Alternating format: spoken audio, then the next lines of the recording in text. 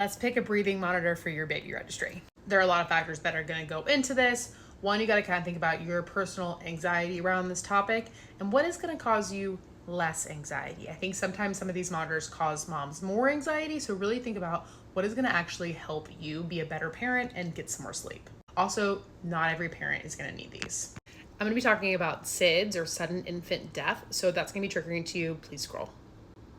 So the peak incidence of SIDS happens between 1 and 4 months, and 90% of cases occur before 6 months of age.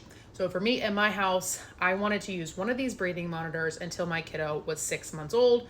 Some may want to use this all the way up until a year because the risk of SIDS continues up until 12 months. But as you can see in kind of any of these figures, it goes way down after that 6-month mark. These deaths occur between the hours of midnight and 6 a.m. And so they can sometimes be called crib death or cot death.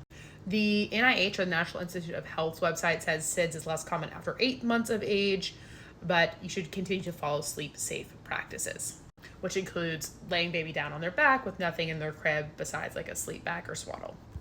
The infographic from the NIH's website says that most of the deaths occur between 1 to 4 months. So there are a couple different options that you can use to monitor a baby's breathing through the night when you're sleeping and you can't, actively watch them. I think one of the first products on the market to do this was the Owlet sleep sock. Just so you know some history on this product, at first it did not have FDA clearance. It was kind of being sold as a non-medical device, even though it was tracking breathing.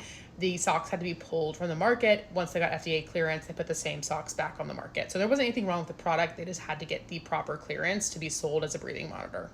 As you can see, these socks come in just under $300. And moms, correct me if I'm wrong, but I believe there is no subscription on top of that to use the app. The app will tell you how their beats per minute as well as their oxygen saturation. So that's kind of unique to this product. There are some other copycat socks on the market now, like the one from Eufy. That comes in at $279. No subscription is needed for this one either. Now with these socks, the upside is that you get actual oxygen saturation, which the other monitors I'm going to talk about don't have.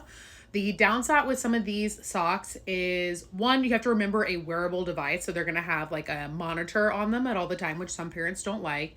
And two, these devices tend to be more prone to false alarms. So depending if you're someone where false alarms are going to really freak you out all the time, that may be something to consider. Or if you're someone who, I prefer false alarms, they're not knowing. So you got to think about kind of where you would be on that. So the other way to go on this is a camera monitor that has some sort of breathing tracking. I believe the first one to do this was the nanit.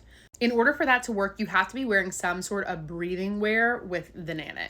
That breathing wear, if you are using one of these bands, has to be below their arms. And so if you're going to be swaddling baby in an arms down position,